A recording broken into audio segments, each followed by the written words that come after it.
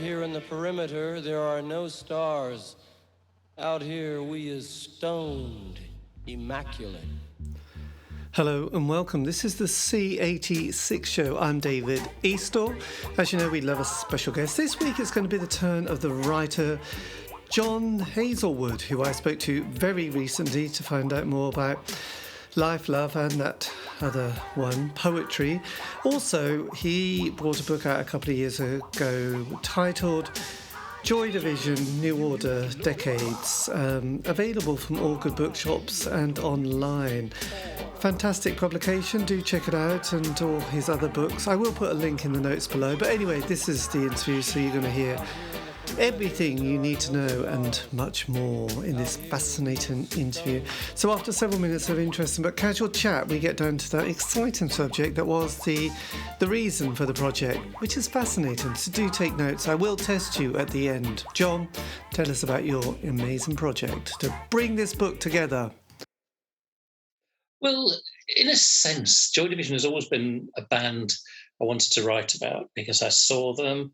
I was too young to interview them or anything like that. And I interviewed New Order in their early days. And I'd sort of followed the ups and downs of their career. But I thought that this story had never really been told, or not properly anyway, because it's New Order and Joy Division. They're a band who almost everyone's had a go at writing the book. You know, the bassist's written 2 books, the drummer has written 2 books, the singer of New Order has written a book, the singer of Joy Division's wife has written a book, but no one has ever brought this whole tale together.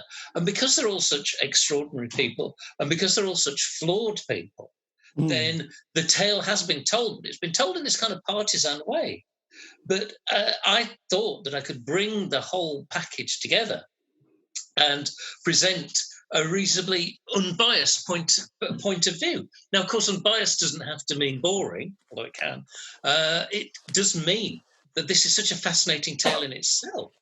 You have tragedy, there's death, you have this fantastic music, you have these almost Faustian bargains that they made to achieve and to become famous. You have relationships, schoolboy friendships crumbling in great animosity. There's almost everything there. But for me also, there was a time factor too, in that I did most of it in the first lockdown. Right. During the first lockdown, and of course my whole professional world virtually collapsed, and I was stuck at home with my family.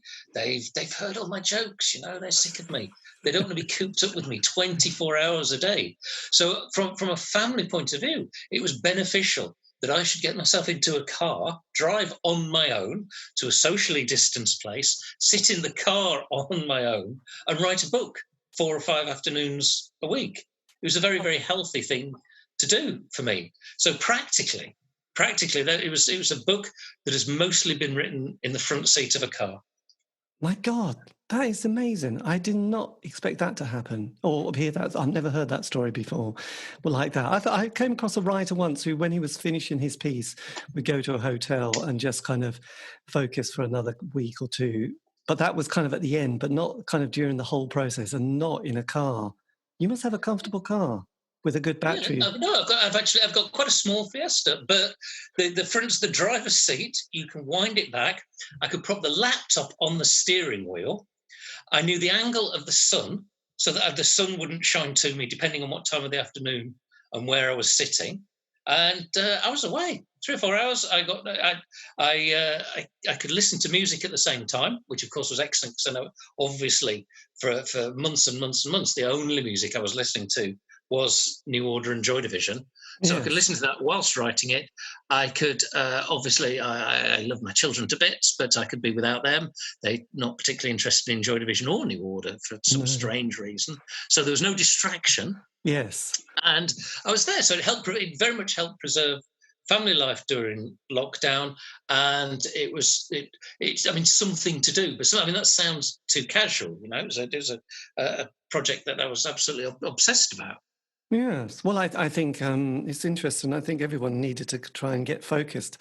And it did remind me of a story that I did of an author who's going through the 1970s of David Bowie, and every day would go to his room, and for that particular, I don't know, year, not quite a year, would be in 1970 or 1971. The book is behind me, but I won't look. But I can't remember who the author is. It's on Omnibus. Oh, it's up there. Anyway, so did you, with that experience, did you also, in your Ford Fiesta 1.1, probably 1.3, did you also sort of immerse yourself in Manchester and that period of sort of the beginning of Thatcher's Britain and sort of... Yeah, I immersed myself in Salford in particular, because Salford fashioned the individual members of Joy Division. It fashioned too, I think, the sound of Joy Division and that environment that even in the early 70s, when Bernard Sumner and Peter Hook grew up, there was still the legacy of the 19th century cotton era in Manchester, as well as the war. It was still an old cotton town, but it was in the 70s. It was a desolate place. There were areas of it, particularly in Salford, where those two grew up, that were almost like a moonscape, you know. And the music that they created, I think, painted an oral picture of that sort of post-industrial lunarscape. It was very, very Mancunian. It was very, very futuristic. And of course, Martin Hannett, the producer of the Joy Division material, he had a lot to do with fashioning that sound. But the environs of Salford certainly helped shape them. And later on with New Order, then in the sorry saga of the Hacienda nightclub, which they invested in, then that too, I think, affected them somewhat. But New Order are much more of an international band. That's because, of course, they've been going for so much longer. They've sold records abroad. Joy Division never had the chance to be anything other than a Manchester band. Now, in terms of listening to music from the scene, Manchester was a bit of a punk wasteland. You know, there was only really Slaughter and the Dogs, who the people around them. Rob Gretton, who was one of their roadies, he was obviously New Order and Joy Division's manager. But I think the sound of the contemporary sound of Manchester didn't really influence Joy Division in that way. So I think if you're listening to Sad Cafe or if you're listening to Slaughter and the Dogs, then I don't think that would necessarily benefit any deeper investigation of Joy Division or New Order. And then later, bands did follow in Joy Division's wake, a lot of bands on Factory. And I think to an extent, I tried to stay clear of it to a bit, because I didn't want to link either band to a movement. Because, of course, they drew from all sorts of areas. I'm not suggesting they're wildly unique, although they are. But they drew from so many different areas that I think listening to music around them, even listening to krautrock to understand some of Ian Curtis's musical obsessions and some of the early New Order electro, or listening to Chicago house, or more particularly New York house, then yes, they're all staging points. And I think it's important to be familiar with the work of, say, Arthur Baker, who worked with New Order. But I think bands generally, great bands, tend to stand alone. And I think it's important to reflect that. Yes. I do remember when John Peel was talking about another Manchester band who came a few years later, the Smiths. I suppose he said, he was kind of curious because he's sort of, you would hear, and obviously with John Peel, that was his full-time job. He could sort of go, oh, yes, they've been listening to this, this and this, and almost take away the magic of that band. But with some bands, you just couldn't work out what the members had actually been influenced by and what they had slightly copied and then made their own sound, or in some cases not made their own sound at all. And I suppose Joy Division was very much like that. But also, having been to that exhibition, we saw the famous-ish letter from Ian Curtis ranting about the album itself, which is always a bit of a surprise. When I know Stephen, the drummer, had sort of was disappointed when they heard it, but I hadn't seen or read that letter that Ian had written to say how horrified he'd been by what they had done to his music, which is quite interesting in itself, because I don't know if many bands I've ever come across that before. And then it's such an iconic sound, and we all love it. Well, I think a lot of bands are quite disappointed when they hear the finished product, because it's never what they heard in their head when they were writing these songs, and it's not really how they saw themselves on stage. Now, Martin Hannett always regarded Joy Division as being one genius and three blokes. And he's very, very nurturing of Ian's talent. And certainly when Unknown Pleasures came out, both Peter Hook and Bernard Sumner were very disappointed in it because they saw themselves as rather more traditional than Martin Hannett did. Right. And they railed against the magic, the fairy dust that he'd sprinkled on their efforts. They'd sort of indulged him when he got them to record their drums in a lift shaft, when he recorded the sound of breaking glass, and he recorded various radiators in the studio and things like that. But they didn't think that they were producing something that would be so otherworldly. Peter Hook was a straightforward rock fan. And yes, it's true. Bernard Sumner would never have seen Wishbone Ash, for example, had not Peter Hook dragged him along to a Wishbone Ash concert. And although, of course, Bernard never saw Joy Division as being Wishbone Ash, he did see them as being a more bog standard indie band. And Ian Curtis too. He was the first to come round, I think, to the brilliance of Unknown Pleasures and to what Martin Hannett had done. And when they recorded the second album, of course, the album which Ian Curtis would never hear, then in a sense, they tended to split into factions. I mean, Ian's personal life was in turmoil and Martin Hannett was taking an awful lot of drugs, but it was the two of them pushing Joy Division forward in a way which at the time was certainly beyond Peter Hook's imagination. And Bernard Sumner would eventually come round to pushing the musical envelope out further. And of course, now they're both quite open about not liking Unknown Pleasures at first, and to a lesser extent, Closer when it came out.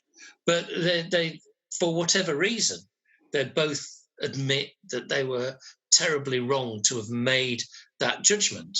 And of course, Ian Curtis sending the letter saying how distressed he was about how Joy Division sounded. He was very impetuous. He was that sort of guy. He was the sort of guy who would rant and rave at you. He was the sort of guy who literally grabbed Tony Wilson by the collars and, with an awful lot of swearing in, essentially said, why on earth don't you put Joy Division on your television program? And he called him all sorts of names for not doing so. And I don't think Tony Wilson, he was a posh boy, he'd been Oxbridge educated. I don't think anyone had ever spoken to him like that before, than this oik, this super intense oik coming up to him and saying, get our band on. Yes. And, one of the few things that Tony Wilson did right was to spot Joy Division and to back them. And he did, of course, put them on television. But that's who Ian Curtis was. He had a temper. He could fly off the handle.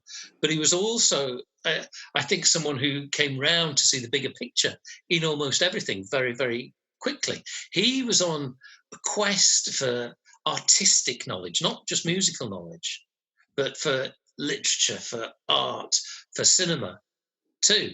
And he was someone who was on a journey, and that journey really commenced when he started out being the singer in a band. Yes. And were you sort of amazed at his lyrical depth at such a young age? When you sort of read the words that he wrote and the depth of kind of emotion that he'd gone to. I mean, occasionally sort of Morrissey reached some of those moments in the 80s. But, with Joy Division, they are quite kind of frighteningly deep, aren't they? And they're not tripe. When I listen to some of the current singer-songwriters, it's a bit like, they're nice words, but there's no kind of real emotion or depth or pain underneath them. They obviously, they've written it, strummed away on the guitar, and they'll sell a few billion records. But the Ian Curtis lyric is just kind of like, I find it hard to listen to now.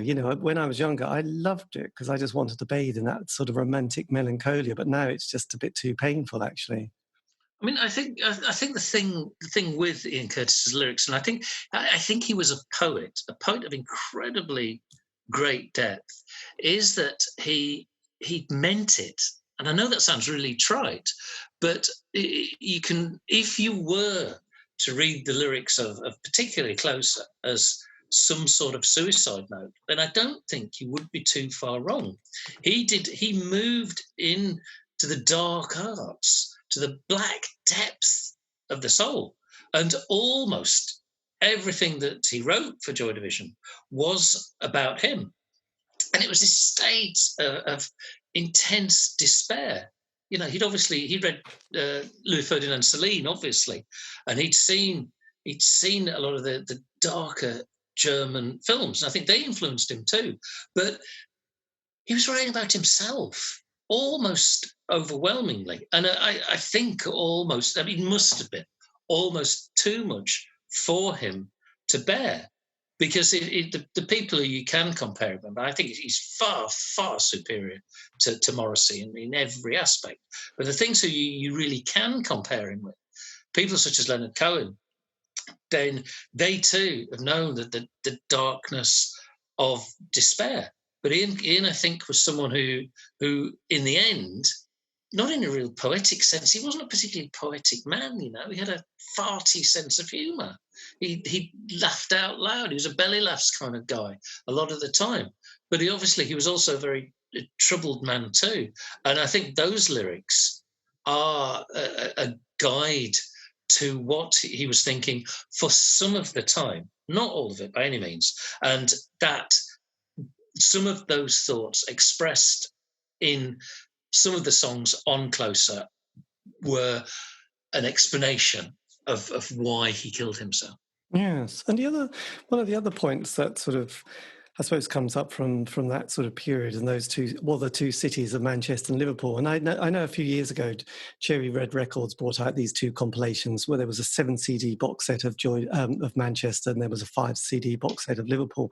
Was there much kind of rivalry between the two kind of cities? Because obviously Liverpool had Eric's, which was this kind of like the nightclub that all the cool people went to, and they all formed bands and then went and mushroomed even more. And Manchester, obviously, you were saying that didn't have quite that sort of musical legacy at that point, but then sort of in the 80s, it really does kind of get ignited. I mean, was there a sense of sort of, a certain, city rivalry between the two places? No, there wasn't, and there wasn't for a particular reason. I mean, the sense of rivalry between Manchester and Liverpool has been exacerbated over the last few years, particularly by football. But there wasn't. But in terms of music, that wasn't there because there wasn't any comparison to make. You know, Liverpool had this fantastic, fabulous musical history with the Beatles, the whole host of Merseybeat, and also it cottoned on to punk and new wave. You had great bands like the Yachts, you know, you had people like the Crucial Three, you had this thriving scene. Manchester bands had nothing to give them any kind of traction. You had Peter Noone, who sold a lot of records in America, so therefore we must respect him. But he was still a very lightweight kind of pop star, so there's no history. There was nothing to have a rivalry with. And when bands did come through, such as Joy Division, and maybe you can compare them with perhaps Echo and the Bunnymen or the Teardrop Explodes, then they were they're all egotistical, they're all different, they're all fiercely ambitious, but in a sense they were kindred spirits. Yes. And it was not. There was a bit of matiness, particularly between the Bunnymen and New Order a little bit later on. But there wasn't that we're from Manchester rivalry or we're from Liverpool. It didn't really operate like that in a musical sense. You know, Joy Division played Liverpool quite a lot, and they never had any troubles there. No. And obviously, when New Order got really big, they played the national circuit, and Liverpool obviously part of that. And they were too big to transcend any rivalry. But some of the early New Order concerts were in Liverpool too, and there was no hassle, there was no trouble. Teardrop Explodes played Manchester a lot, and you have bands such as Oasis who played, particularly in their early days, they played the Mancunian card, but that was sort of football related. And that's where that rivalry came from. It wasn't there musically in the time that Joy Division were breaking through. Yes, I suppose there was then the Hacienda and the Manchester scene, which is the rave, which was about 10 years afterwards. Did you, when doing the book, you know, there's the kind of the horrendous death of Ian, which is quite sort of horrendous, really. I mean, sort of researching it and then looking at it, what's it like as a writer when you're trying to sort of piece together that period where they start to, decide to keep the band together and then sort of call themselves New Order, get another keyboard player in, do a bit of a shuffle? I mean, is it tricky looking at it, trying to sort of get into the idea of what they must have been going through at that time, with hindsight of like, oh yes, of course, that's quite straightforward, because not many bands would have done what they went on to do, let alone sort of then become incredibly successful and then sort of capture their own sound? Because there must have been a real strange transition period with the bands, as well as kind of wondering, well, what's the point? We're just, we were just about to make it and it's kind of being kicked from under our legs. Well, their behaviour when Ian Curtis died was bizarre in the extreme. They sort of knew something was up. They knew something was going to happen, but they didn't know that he was going to do what he did that particular weekend. Bernard went off water skiing with another Manchester band, and Peter Hook was just at home with his watch. And then, when Peter Hook got the call, he was having his Sunday lunch, and he received the call, put the phone down, carried on eating. And then several hours later, his wife said to him, "Who's that on the phone?" And he goes, "Well, Ian's dead." And it sounds incredibly callous. And even at the funeral, the wake was this sort of, it was a showing with everybody was drunk. And it was a showing of the great rock and roll swindle with all these people. And I think they were so emotionally stunted, they didn't have the social skills to deal with this overwhelming thing that had happened to them. And now that they're so much older now, obviously they regret how they behaved, and they understand, particularly Peter Hook, that it would have been much better for their mental health had they taken 6 months off. But they had this horrible sounding wake on late one week, and then the next week they were back in the studio working. And even though they'd lost the lyricist, and they'd never bothered to read his lyrics, lest we forget, they'd lost their lyricist and their singer, there was no question that they wouldn't continue. And it sounds so hard.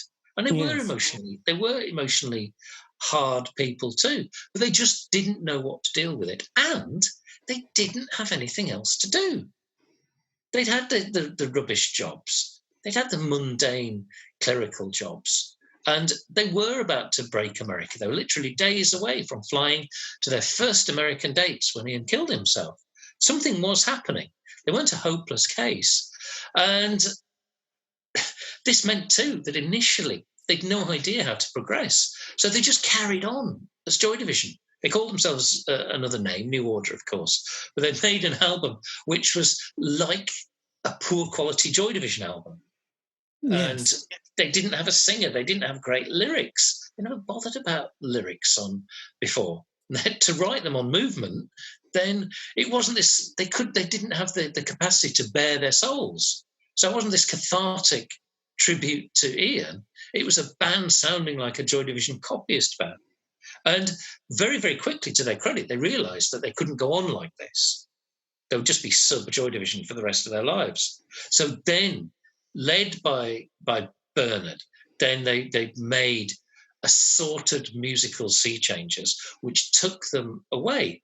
And after Movement, there are very few New Order songs which anybody could rationally suggest came from the Joy Division stable.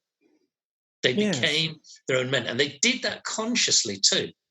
It's because, and I think it was the only way that they could shed Ian's overwhelming legacy. The guy had died. Joy Division's catalogue is preserved in aspic forever. It's a slender, small catalogue. It's almost Tamaya's and many more, I think. It's almost perfect.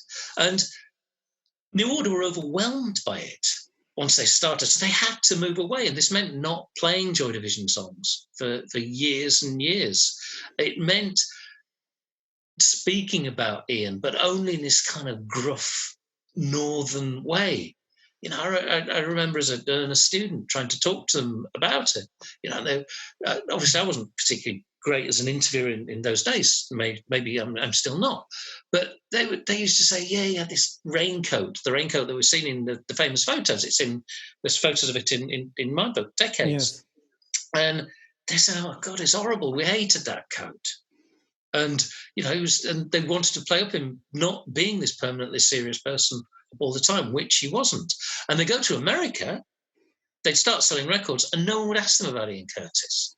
The Americans, of course, were not through any fault of their own, but they were unfamiliar with Joy Division. It's only sort of much later that the Americans have not rediscovered, but have actually discovered Joy Division. Yes, I know. They said we love to go back. It's 40 years ago. Because in a way, I mean, sort of looking at the 80s, which is the decade that I seem to sort of love so much, there was a real sort of period between 83 to 87 where indie pop sort of really becomes a thing. There's the punk. This is really simplistic, by the way, punk, post-punk. And, there was all those other tribes and subsections, but then sort of the Smiths come along, and there is that feeling that is this a new chapter that's going to be there, whether you like it or not. And obviously you had the mainstream charts and that Trevor Horn production sound. So sort of for that kind of 5 years where the Smiths are 24/7 and everything, the NME sort of gravitates, everything's kind of going towards them. There's a sort of real moment when they break up and that world of ecstasy hits, and then the dance scene. But Joy Division, interestingly, it was kind of, was it 85 when they brought out Low Life, and then the sort of the great single, The Perfect Kiss, appears. I mean, I suppose they also had Blue Monday as well. But that album seems to be the one that they get that little bit more confidence and they start working with video and visual art more. And it does seem to be that period where, as a band, you feel like they've definitely found the blueprint of what they're going to become for the next 5 or 6 years, isn't it? I think that there's certainly something in that. I think Low Life was the moment they realised that, one, they were selling a lot of records worldwide. And this is what every band wants to do. Those who tell you differently aren't telling the truth, or they should just be recording it in their bedrooms, not playing the music to anyone.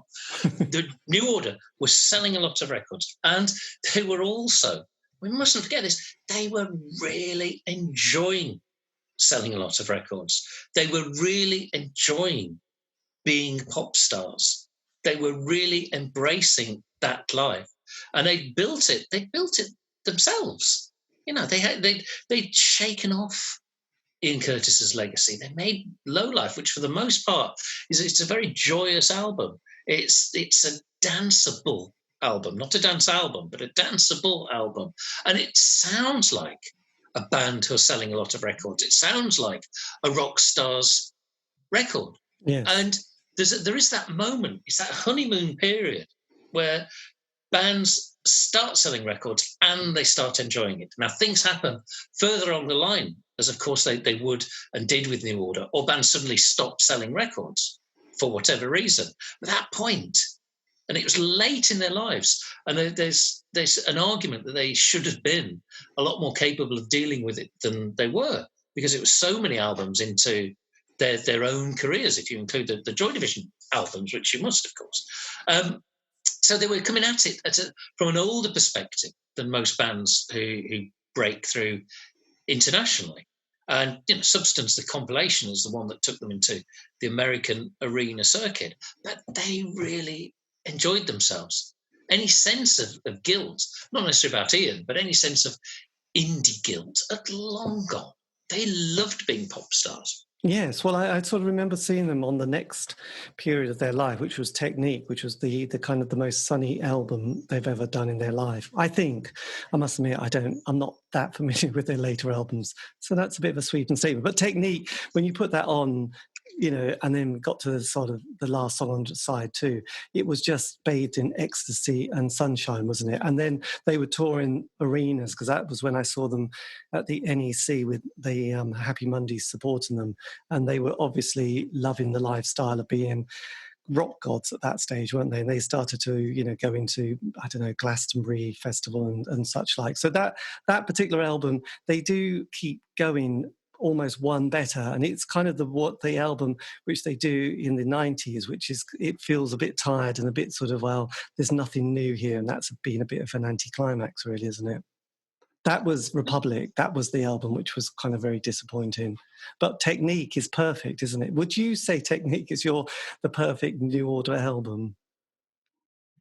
No. I like it, that's a hard question. The kind of the favourites and least favourites, they change. It's like the New Order's catalogue is so vast that yes, you have to you can go into Technique and dip into it. I think what you said is right. It was their first British number one album, and it did propel them into further. It cemented their arena status that they built up towards. And it showed that they were going to be an arena act for a considerable amount of time. And as you hinted, it's an album full of sunshine because of where it was recorded. It was recorded in Mallorca. And because of how it was recorded under the influence of industrial quantities of drugs. And the atmosphere between the group, it was beginning to fall apart. Peter Hook was beginning to feel that he was getting edged out by this dance direction in a way that he hadn't before. He'd never really been a dance maven, but I think he suddenly found himself in this position where he felt slightly emasculated. And that really sowed the seeds of the great split that was to come. But in terms of embracing the zeitgeist, then Technique was absolutely there. It's arguably the best, most coherent, for all the incoherencies involved in its recording, the best, most coherent way in which you can understand the British dance boom. And of course, in the end, they recorded so little of what they did in Mallorca was worth using. They had to come back and do it in Britain. But of course, that's another story. But even so, the sunshine of the Balearic Islands and the drug culture, it absolutely fueled them. They brought that back. They brought those things back with them to Britain. Yes, lyrically, it was up there with. I don't know. It wasn't deep poetry, was it really? It was more sort of just kind of nice rhyming words, wasn't it? That made you feel kind of sunny and could sing along when you're kind of a little bit stoned, I guess, or something like that. I think so, yes. I mean, but Bernard doesn't. But in fairness to Bernard, he's never made a great play of his lyrics. There's the occasional story song in there, and there's a lot of trite lyrics, but he's never pretended to be Ian Curtis. And I think also that in a sense that's one of New Order's strengths, because if you had a lyricist who was carrying on in the same vein as Ian Curtis, irrespective of what musical changes they were making, then I think there would be a lesser, more derivative band. And because you have Bernard's, as you put it, sort of silly words rhyming, then I think that does make it, bizarrely, makes them a stronger band, and it makes them less enthralled to Ian Curtis's legacy. And it also just keeps undermining the notion that they are not an indie band, that they escaped the indie ghetto a long time ago. And they did this very early on when, ironically, they were literally an indie band. Yes. But if you listen to songs like Confusion or Blue Monday on Factory, those early hits, they don't sound like an indie act. No, they definitely weren't there with the Wolfhounds or the June Brides or Stump, Bogshed. No, none of those. But look, over Christmas, we all probably went and subscribed to Disney and watched the Beatles film, didn't we, for 8 hours, and we were quite enthralled. And one of the great mysteries that we'd all thought, it was a bit like Scooby-Doo, that, who was responsible for the breakup of the Beatles, and we all thought it was Yoko. And it all turns out to be Alan Klein, the manager, instead. And we just went, oh, that was amazing. The great mystery of the breakup of the Beatles. What was the kind of the seeds and problems that New Order had in the great sort of, it's never a mystery, well, it is a mystery, but it's always going to come, isn't it? The great sort of problem with a band. And obviously I mentioned the Smiths, who have it well documented. What's the kind of, when you look at the New Order story, where does it start to sort of fall apart where does the first crack start to appear? And then how does it sort of continue its kind of merry path until it all gets even worse? Well, I mean, the split was between Bernard Sumner and Peter Hook. They'd been friends since primary school in Salford. So it really is a tragic tale that it's ended. Oh, if I'm not sure if ended is the right word, although if it is currently in such a rotten state. And the seeds of it were both were two words. They were personal and musical. Musically, as I hinted before, Peter Hook felt emasculated by the overt dance direction. He felt that he'd always been New Order's indie, for want of a better word, musical conscience, that he was the one who kept it anchored in a vague rock bassist. You know, he saw himself as a traditional bassist, who could also, as it happens, deliver some great dance bass lines as well. But he felt that he was getting pushed out of New Order musically, that his contributions weren't used enough, that there wasn't enough of his bass on New Order material, particularly after, including and after Technique. He'd enjoyed being a rock star. He enjoyed it more than any of them. But that was also part of the other factor too, because by his own admission, as the personality clash exploded, then he was heavily into drugs and drink. And this didn't make it easy for anyone. He admits now that it was something of a nightmare. And he must have been absolutely impossible to deal with. Yes. And he went into rehab. He worked a lot doing DJ sets with Bernard in this period when their relationship is crumbling. And although New Order have matured emotionally from where they were when, say, Ian died, then they're not kind of arms around the shoulder, huggy type guys. And I think too that Bernard musically wanted to keep moving away from Joy Division, but also from New Order's early work too. He wanted to be not so much the keeper of the catalogue, as I think Peter Hook wants to be, and now he obviously still is. Yes. He wanted to New Order to be this pushing, thrusting band who changed musically, and he wanted to do it from the studio. Peter Hook wanted to play live all the time. He was a road monster. He loved being on the road. And Yes. he loved all the temptations that went with it. He loved the actual gigs because, bizarrely, from the point of view of someone as insecure as he was, that's where he was a major part of the band again on stage. He looked great. Of course he looked great. He was a Lancashire Viking who looked brilliant on stage. And he loved, so the lifestyle, the concerts, everything about him. Whereas Bernard, much more of a homeboy, he'd grown out of touring. And that too created enormous friction because Bernard wanted to work in the studio, Peter less keen to work in the studio, although wanted to fight his corner. And I think that there'd been for decades a point where they'd brought out the best in each other. Yes. For example, Peter taking Bernard, the very young Bernard, to see Wishbone Ash and Deep Purple.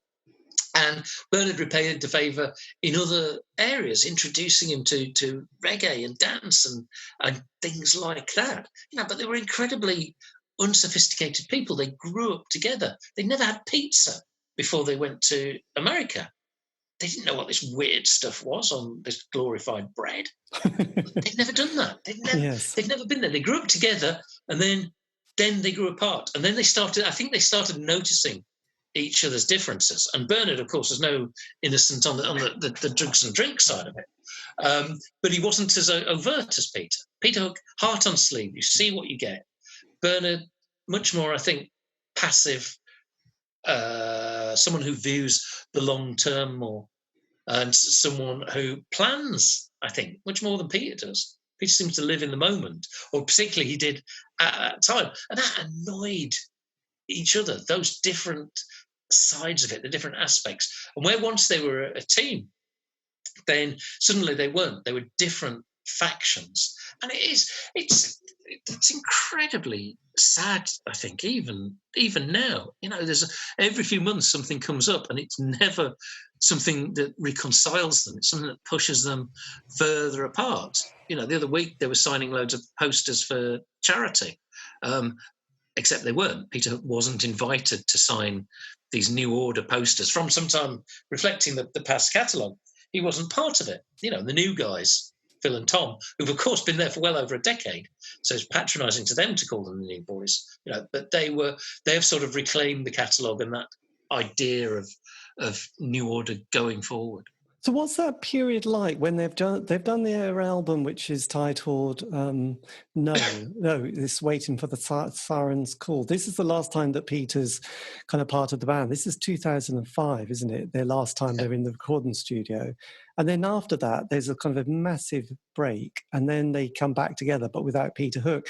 How do they manoeuvre that period of the next album that Peter's not sort of invited along? Or has he by then been told he's no longer part of the band? Well, he was told he wasn't part of the band because, in effect, they couldn't work with him. The financial settlement was extremely complicated and long-lasting, and everybody's still feeling the repercussions of that today. But I think Peter didn't quite know what to do. He still feels very, very uncomfortable about the way in which he was dismissed from the band.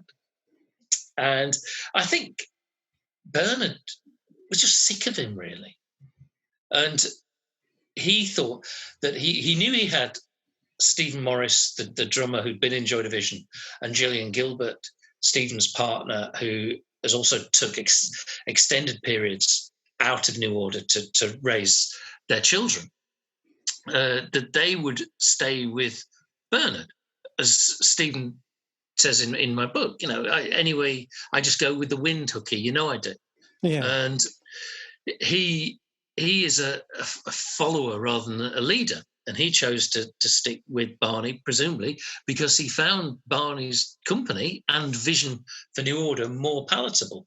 But I think Peter Hook, doing what he did, he's got his band The Light, and he plays whole Joy Division albums and whole New Order albums with this band, and it all went into abeyance during lockdown. But of course, it's starting up again, and he's very much now the keeper of the catalogue.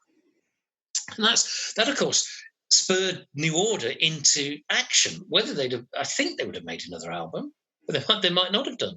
But it was almost, I think, a response to that. And yes, they've included more Joy Division material in there. And that's certainly a response to what Peter Hook's doing. But it's also, I think, what they should be doing too, They've been at it for almost 40 years. There's a massive amount of music that New Order can and should be playing, and it doesn't mean, and I'm not suggesting this for 1 second, that they shouldn't make new music. Of course they should. New Order album, how exciting will that be? And it should, in theory, come this year. But let's wait until it appears. There's a lot of famous bands breaking up, and I think it wasn't Wishbone Ash, but it was Barclay James Harvest, where there's two songwriters, and they split, and they both called themselves Adidas Barclay James Harvest, and they do their own material. They don't do the other person's material, and you think, that's all right. Obviously the fans must be a bit irritated, but never mind. They have to cope with it. But with Peter Hook, it must be a little bit different, because obviously this isn't the music that he actually would have written, that he's kind of keeping the sort of the flame alive, really, is it? No, well, everything he does is music that he co-wrote. Mustn't forget that. He's entitled to play that music. It's his music. Just as New Order under Bernard are entitled to play Joy Division and New Order music too. They're all, I think, entitled to do it. And I think there's certainly room for both, but they're operating on different scales. New Order, still an arena act, still keepers, not necessarily of the flame, but they are the mothership. Peter playing relatively smaller venues, not massively, not tiny venues, but certainly smaller venues. And he is keeping that old flame alive. He went out and played all of Movement before lockdown. Crikey! Obviously, you had to pad it out with stuff that people liked later on. But even Movement, which is seen as the runt of the New Order litter, going and seeing Peter Hook play that and rediscovering those songs, maybe you hear it and think, yeah, that's not actually, that's it's all right. It's all right. Yes. That's good. And if you still don't think it's that good, then he'll play some greatest hits later in the show. And I don't think Peter Hook is really there to make new music as such. Whereas I think part of New Order's existence does involve new music. Yes. And so what do you see the future? I mean, I know you've written a book about the past, but how do you sort of see them panning out? Or is it going to be this much of the same, just repeated for the next, until they die? I don't know. There's obviously two scenarios. One is the one that you suggested, that they carry on and someone dies or is unable to carry on. But there's also the suggestion that, as I said before, these people, Peter and Barney, have known each other since childhood. There is still a sense, and still, I think, quite a big part of the New Order fan base who regards New Order as Peter, Barney, Gillian, and Stephen, irrespective of the fine contributions that the new guys, Phil and Tom, have done. And if that lineup were to reform for a tour particularly, and maybe even an album, then there would be something absolutely sensational about it. Maybe that would close the chapter. I don't know. But there are no signs of it. There's no signs of it at all at the moment, unless there may have been secret talks going on. I have no idea. But yes. There's no news on the Manchester Tom-Toms of any kind of reconciliation, any suggestion that there's anything other than the bitterness, and it's incredibly sad. There's nothing. I mean, fractured friendships are sad, but after all that they've been through for decades, to use the title of my book, after all that, after the death that they've gone through, after the way that they built up after Ian died, after the enormous success that they fashioned together, after the deaths of Tony Wilson, after the death of their manager, Rob Gretton, after all that shared experience, which only they know, then to be in a position where they feel that they cannot speak to each other than through occasional communications through lawyers, that's desperately heartbreaking. And I can't think of anyone who wouldn't wish that situation to be somehow resolved. They both owe it to themselves, and they both owe it to each other, I think. Now, I also have a feeling that Bernard seems very, very happy in New Order. There's no suggestion it's any kind of democracy. It's one person's band now, and everyone in New Order understands that. And I think Bernard finds that much easier than the sort of competitive grit that Peter always brought with him. And maybe that New Order have been going so long and they're so secure that they don't need that anymore. They don't need competing visions. Maybe they just need one vision. And the amount of stress that Peter caused Bernard, and that it certainly wasn't one way, of course, but the amount of stress that Peter caused Bernard, I don't think he would want to repeat that, because he would have to invite Peter back into New Order. Yes, and I'm sure that it's a bit like the Fleetwood Mac thing, when they were it's such a touchy kind of dynamic between the bands. And like you said, it was kind of interesting with a band like Motorhead, when they first started, the three of them, Lemmy and Phil Taylor, and also Fast Eddie. I think they all thought Motorhead was their band, and then eventually it was Lemmy's band, and the other two guys were just the sidekicks, and they all understood it. The dynamics were much more straightforward. No more problems. There was no more, it's going to be Lemmy's final say, and that's it. And I can see the difficulty of when a band has that democratic quality. But then bands like, though I didn't love U2, I mean, I thought they were okay, but I'm just so impressed that they managed to keep going at the level that they keep without it just getting unpleasant, a bit like New Order, because in a way, New Order could be the current. Yes, absolutely. I mean, New Order one rainy night when Joy Division were recording Closer in Islington, there was a knock at the door, and these 4 bedraggled Irish lads turned up at the studio, soaked to the skin, trying to get to see Peter or Bernard or even Martin Hannah, saying, "Look, could you listen to our tape, please? We love Joy Division." And this, of course, was U2. They were sent off with a flea in their ear, but I think they kept the tape. And there was a point where maybe Joy Division could have gone that U2 route. You never know.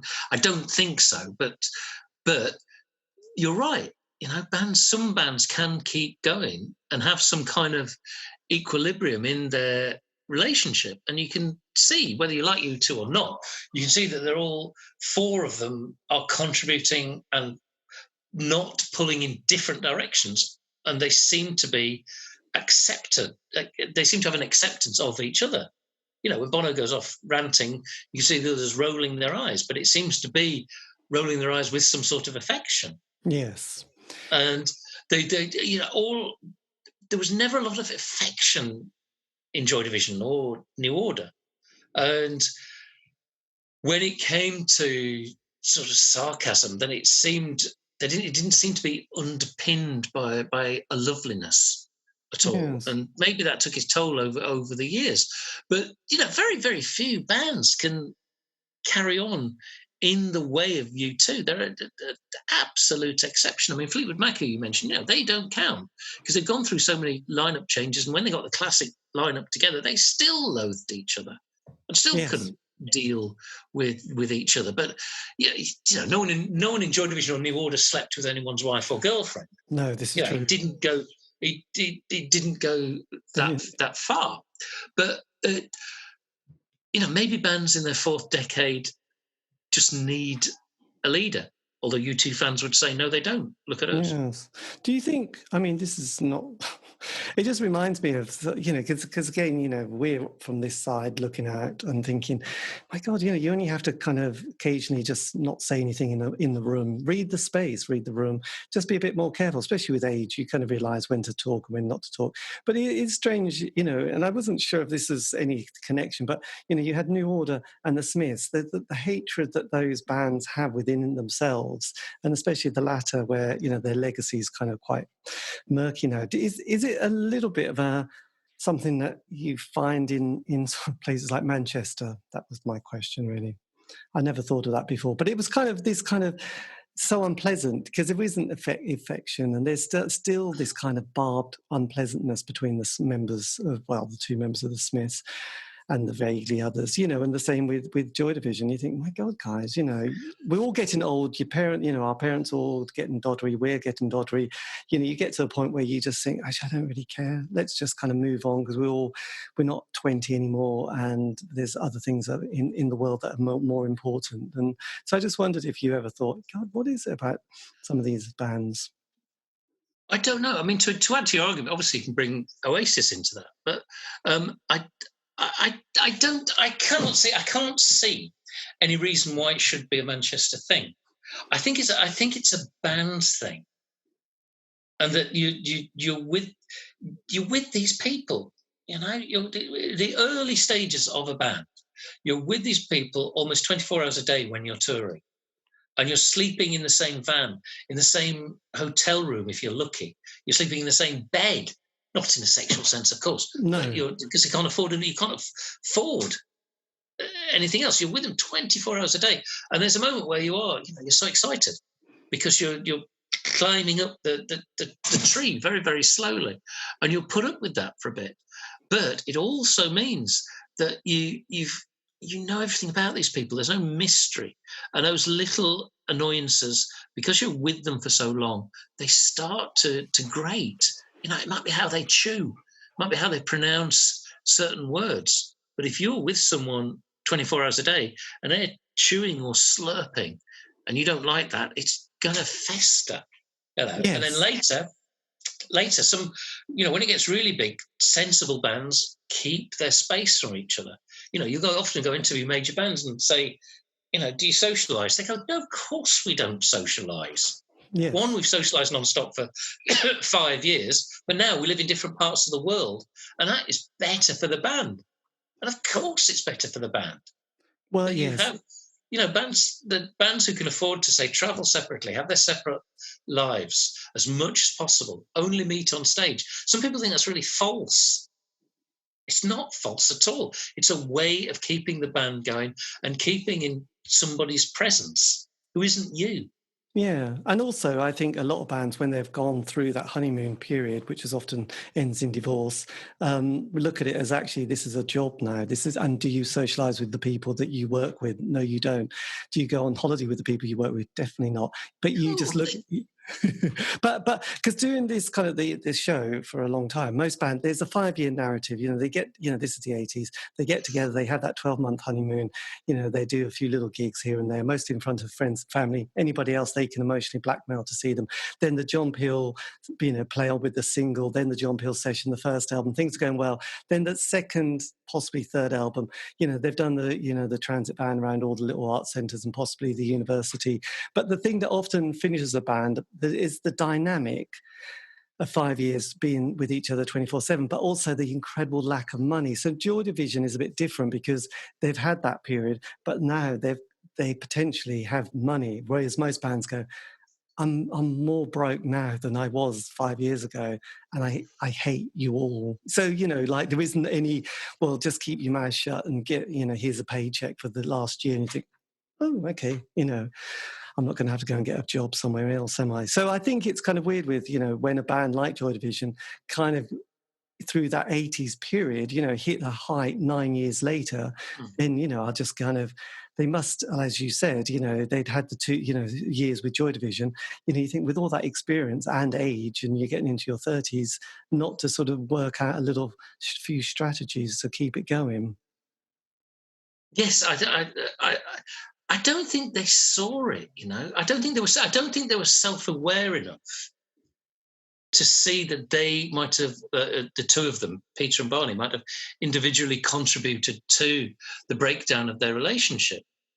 And drugs and drink don't help in that time. And there wasn't a financial imbalance. You know, they're getting the same amount of publishing money, and eventually someone starts to feel frustrated about musical direction, about the amount of space there is for them in the band, and they become paranoid. And Peter, by his own admission, became very, very paranoid. He saw little slides in everything, and that made him impossible. And I mean, I see where you're coming from, because there should have been coping strategies, but not everyone is capable of doing it. You know, think about the very, very few bands have lasted the course with an unchanged lineup. You know, Radiohead they're a brilliant example of that. They're a brilliant example of people who seem to have some sort of residual affection for each other and still do their separate things, don't rock the mothership, and keep going, you know, in a roughly unified sort of way. And other bands, you know, from another area, Def Leppard are a great example of that.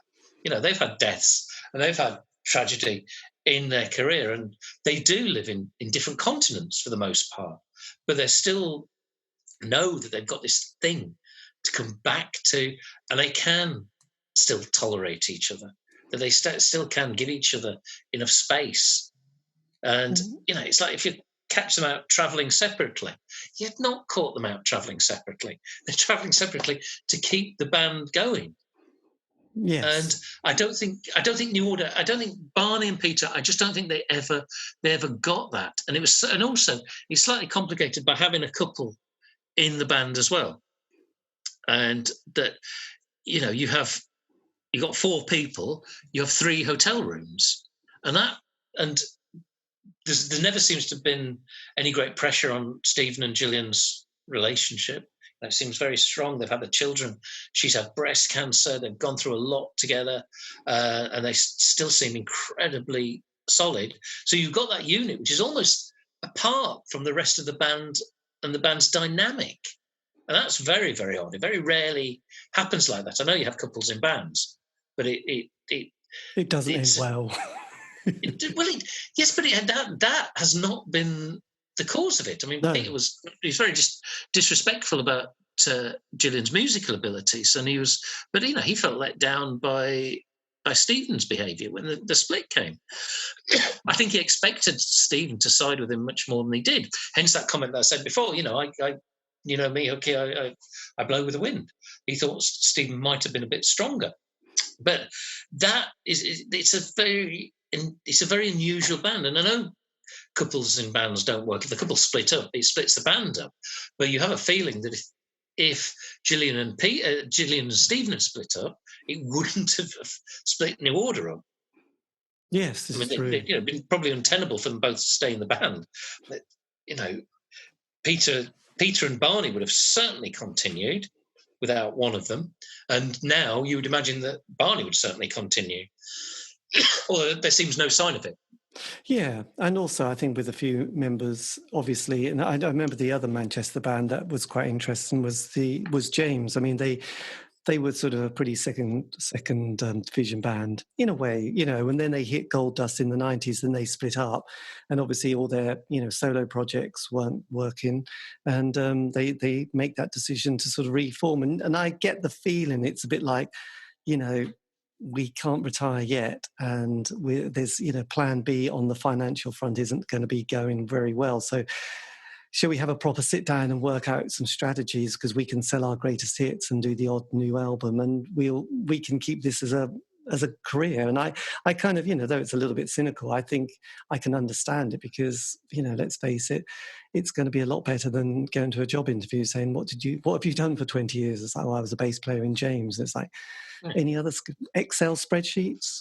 It's like, so some bands do get that, quite quickly. And I think the Rolling Stones realised that their solo work was never going to sort of afford them the lifestyle that they would like, and got used to. So I think in a way, it is kind of interesting that some bands, I think, just can, they do it for the music and they do it for the creativity, but they also realise that, they're getting a bit old and they haven't got too many other life skills, really.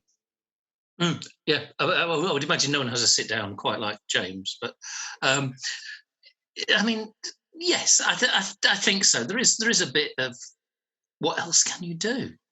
You're right. If you live in a pop star world, you're even at a it's a medium level, then it's not normal. It's not a normal existence.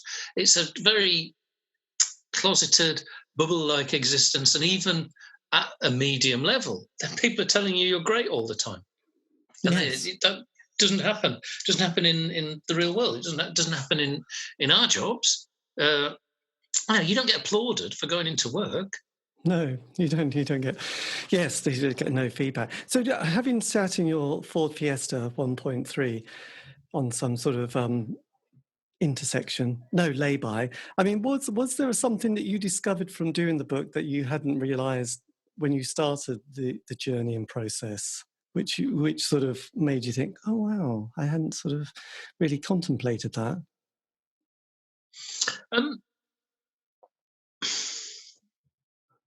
That's a very good question. I think what I'd underestimated was the level, and I shouldn't have done. I should have realised this very, very quickly. I think I underestimated the level of their ambition, and the fact that from Peter and Barney's point of view, nothing would stop them. But also Ian too. Ian is very much seen as this pure figure, this poetic soul. And I think in the book, in certain areas, I do portray him as that. And there's some truth to it. But Ian was phenomenally ambitious. And he was the one, as I said before, he's grabbed Tony Wilson by the lapels, but he was the one who was trying to get them to sign to a major label. He tried so hard. He tried everybody. There was an RCA office in Manchester at the time, and Ian was there almost every day, making friends, trying to get them to sign. And Ian's ambition for the music of Joy Division, it was world beating. It's certainly, whatever problems were in his life, and whatever forced him to take his own life, it certainly wasn't because he was afraid of Joy Division being huge. He wanted desperately for Joy Division to be huge. Maybe on his own terms, I don't know.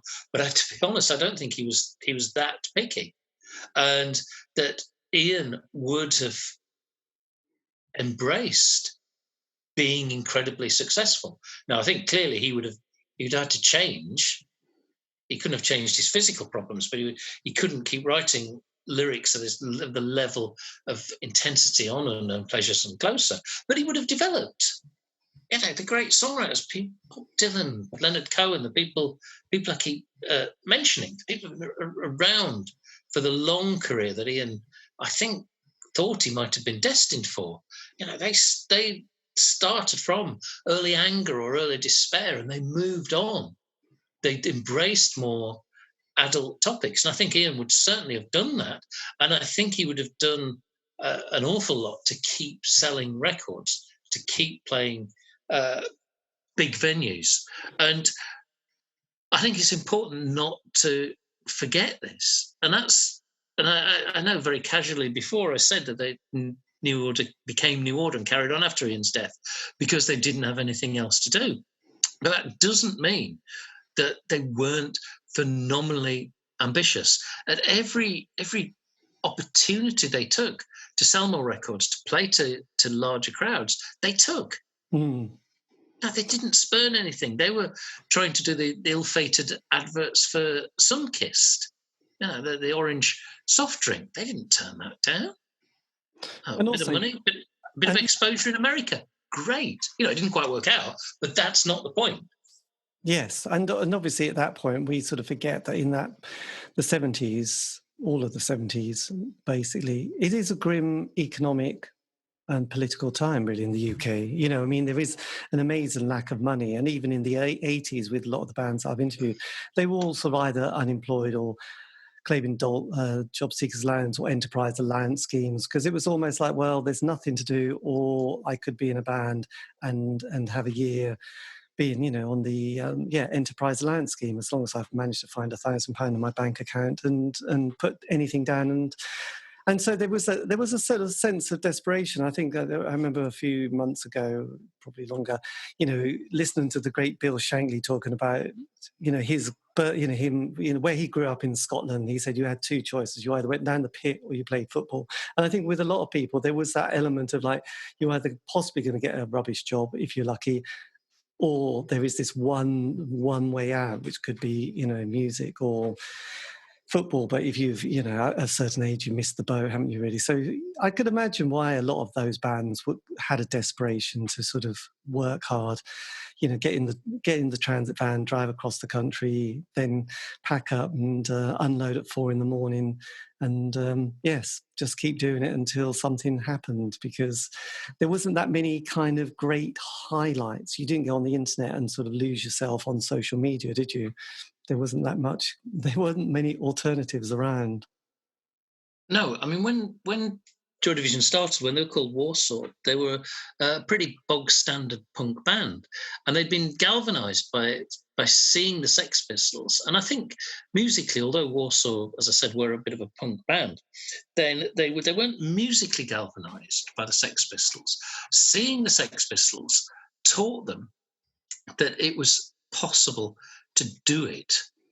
That all the bands that Peter Hook had taken Barney to see, your Deep Purples and Wishbone Ash, they seemed so remote. They were like people from another planet.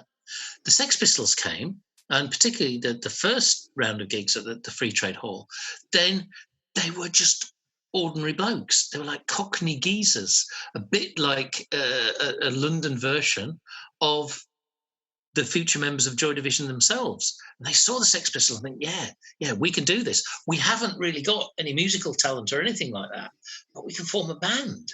And look, the Sex Pistols have come from London to play to us. Wow, how exciting is that? How sexy is that?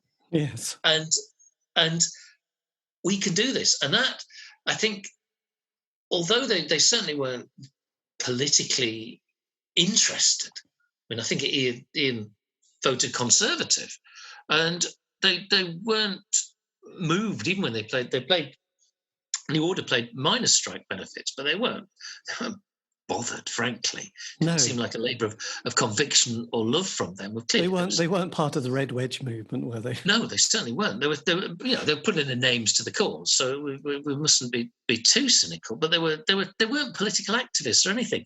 But it was, as you said, one way out, and they weren't coming from desperate poverty. They were coming from lower middle class for the most part. Their upbringings were quite complicated in many ways, but they were working class lads.